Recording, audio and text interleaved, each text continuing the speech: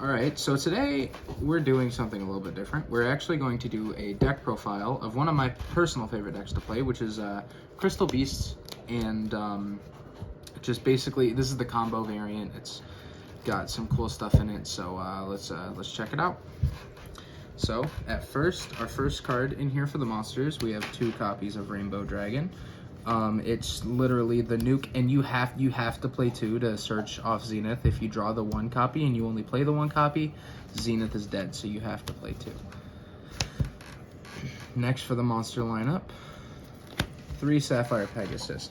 Now, what's cool about this card is Sapphire Pegasus, it's a starter for the deck, but it's also like only 1 card. So if you have this and an extender of like anything, if they don't interrupt the Pegasus, you have an automatic link 4. If they do interrupt the Pegasus and you have an extender, they've wasted a card, and that just sucks to be them, I guess. And 3 Pegasus is necessary. You recycle it a couple times during the combo. It's crazy.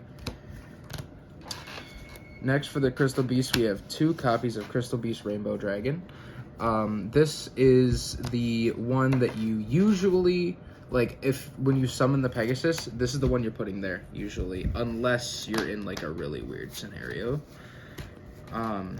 This gets you access to a level 4, any Crystal Beast and Rainbow Dragon, for those who didn't know.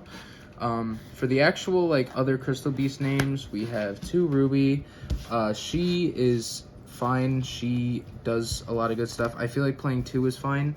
If you open it, it's still good because you don't have to search it later on, but you wouldn't run 3 of these because that means you'd want to open it all the time, and you don't really want to do that. For the other ones, 1 Tiger, 1 Amber Mammoth, 1 Cobalt Eagle, 1 Tortoise, 1 Cat. That's it for the Crystal Beast names. The other crystal card, the only other crystal monster I play is the Crystal Master, because not only does it make the Crystal Beast immune to targeting effect negation, but it also counts as a starter. If I'm really desperate, I could just go straight into Golden Rule and we'll be good. For the other monsters, we only play 2, and that's the Springans engines. The Springans engine. There are no hand traps in this deck because I feel like, you know, being the most consistent is what actually matters here. And because this deck has so much gas, we don't really care about hand traps that much unless it's like Nibiru or Droll. But because of Snake Eye, Droll has fallen out of the format. Nibiru might be a little bit more prevalent, but I could usually, if they're not nibbing at the exact right time, I just play through it. For the spells, we have 3 Rainbow Bridge. Just searches any crystal spell trap, which is insane because the crystal spell traps are absolutely nutty. I don't think I've seen an archetype that has the crazy spells that Crystal Beasts do. It's actually kind of nuts. And then 3 Rainbow Bridge of the Heart. This card is great. An extra normal summon. Pop one of your Crystal Beasts, add a crystal spell trap from deck to hand.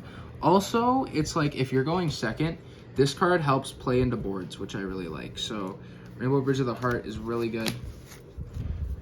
3 Awakening of the Crystal Ultimates. The reason why you play 3 of these and not, because it's not very normal to play 3, but I like to play 3 because you're pretty much always getting access to the Rainbow Dragon, at least in your hand. So this card is almost never really dead. But also, it's just like, it heightens the ceiling a little bit because of something later on that I'll explain after we're done with the traps to you know, just make people understand why I'm playing 3 instead of any other number. The best starter in the deck, Crystal Bond. And you might say, what differs from Bond and Pegasus? Well, the difference between Bond and Pegasus is actually, so if you normal summon Pegasus, you get the Zenith in the back row, Zenith into Rainbow Dragon and a level 4, make the Merrymaker. You have access to your Springans engine still, but the only problem with that is you need, that you would still need a way to Ruby them. That's the only problem with that. This gets you the starter of Pegasus and access to Ruby in one card. So basically, you activate the Crystal Bond, you get the Pegasus, and you crystallize the Zenith with the Bond. And then when you normal the Pegasus, you crystallize the Ruby. And when you Sargus, you can bounce the Ruby back to hand that you now have to go through with the summon of Yugioh. Yes. And then the most insane piece of Crystal Beast support is Golden Rule. This card is absolutely nutty. It literally says Special Summon 3, and it's basically free. Like, there's no cost to this at all. Like, as long as you have access to it, you will. And usually, there are cases where you do play it pretty early on in the combo, but normally, you use this towards the end, so you've already gotten access to Ruby. It's an alternate line you could do to make Nibiru a little less of a worry. Lastly, for like the generic spells, we have 3 Foolish Burial Goods. Dumps a spell or trap from deck to grave, which is also really strong, and I will explain why in a minute. 1 Tally-Ho Springans for the Springans engine, and any field spell. It doesn't matter. I'm personally playing Summon Breaker because I find it generically good. Even just like being able to skip the majority of interaction in the main phase 1, if they're just going to go to the main phase 2 and play through it anyway, it's still pretty cool because that ensures I don't die. And that they're probably not going to have a way to out my stuff during main phase 1, and because of all I'm setting up, it's not very likely they'll have everything to out what I have in main phase 2 either, but this is just another layer of protection. You could play any other field spell, and we'll actually see more of those in the side deck. For the traps, you play 1 Rainbow Bridge of Salvation and 1 Crystal Miracle. The one thing this deck is lacking is spell and trap negation.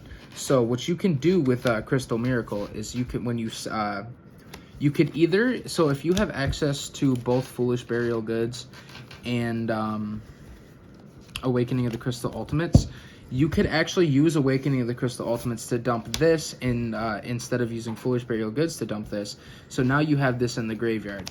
And then you can use Foolish Burial Goods to actually dump the Miracle, or if you have excess fodder, you could actually just search the Miracle and then discard it, reset it, and get a draw off a Nightmare Griffin, which is kind of insane. And this just does the whole search the field spell and Crystal Beast shenanigans. So that's it for the main deck. The extra deck. Alright, so the first thing that we got in the extra deck is the only fusion monster we play. It's Ultimate Crystal Rainbow Dragon Overdrive. Gets up to 11k after banishing all the guys, which you do because you cycle through Pegasus. You get all of them out into the graveyard on your field. All that good shenanigans. And then it's a pretty decent card. It gets up to 11,000. It shuffles the board away. Gets some of my banished Crystal Beast back. And you could actually make it twice in the deck. So I think it's a good card. And then for the Springans engine, 1 Merrymaker and 1 Sargus. Merrymaker, dump something, and then Sargus. Well, you don't always have to dump something. If I'm ever like, yep. You don't really have to dump something. If you draw something, like if you draw one of the Springans monsters, it's not the whole combo doesn't break. That's why I like this engine personally, is even if you draw the Rocky or the Kit or the Tally-Ho Springans, this deck doesn't die to it. So the Merrymaker can dump something. You don't need to. If you have one of the pieces in hand and then you get to the Sargus, you can add it. If you have the Tally-Ho, or if you don't have the Tally-Ho, then you can add it. And then it pretty much, this gets you to 3 other bodies. Because make this into this, the Kit and the Rocky, and then you overlay the Kit and Rocky for Dugares, special back, Pegasus. That was a lot. Okay.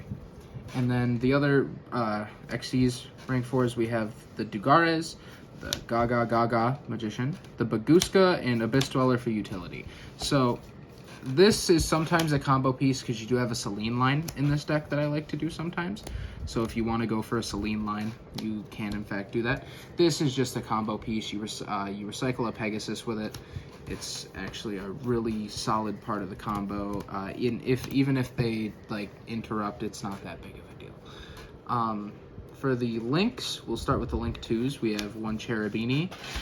This is if we just for some reason can't get to the other level 3 body, we can make the Cherubini and Cherubini dump it to the grave. IP Masquerena.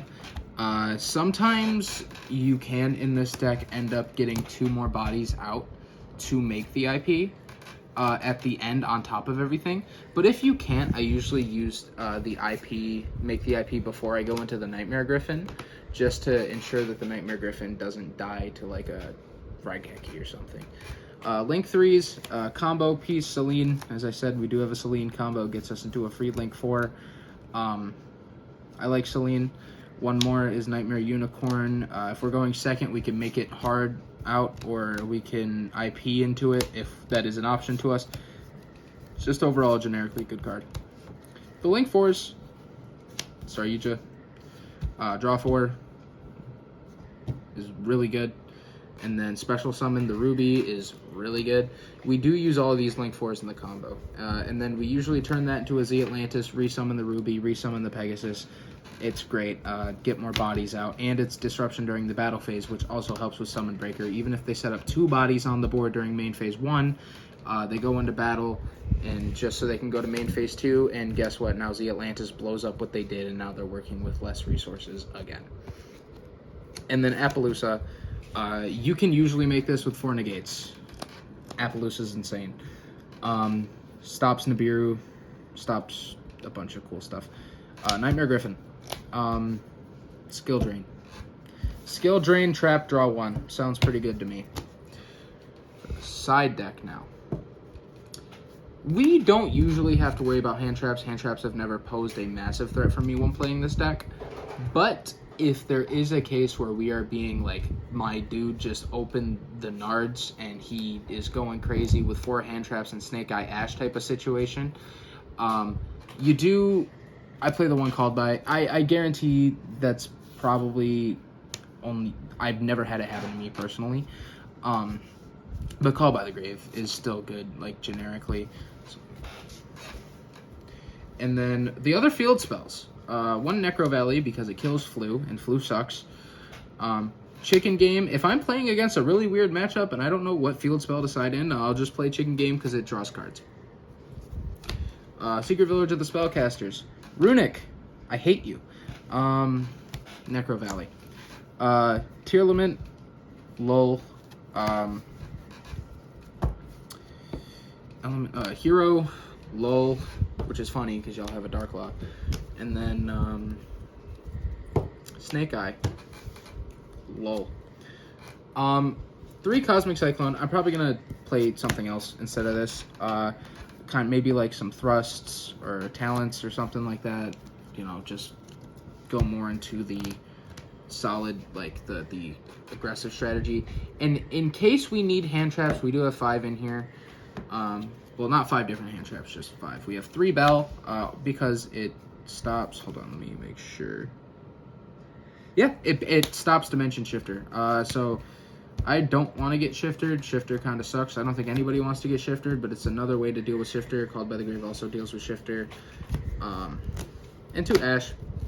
Against Branded, I almost feel obligated to put Ash in because it's really funny when you're playing like a normal Branded build and you negate Branded Fusion and they end their turn.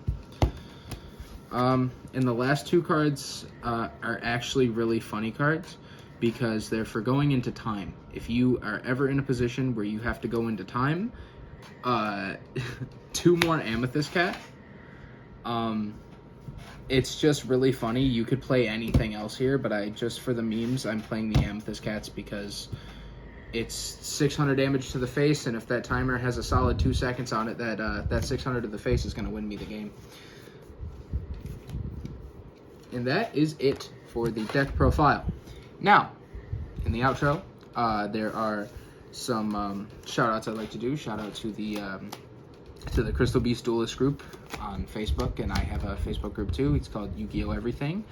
I'm debating on whether or not I want to link it. And also, just, thank everybody for watching, and if you do want to see the combo tutorial, blow it up.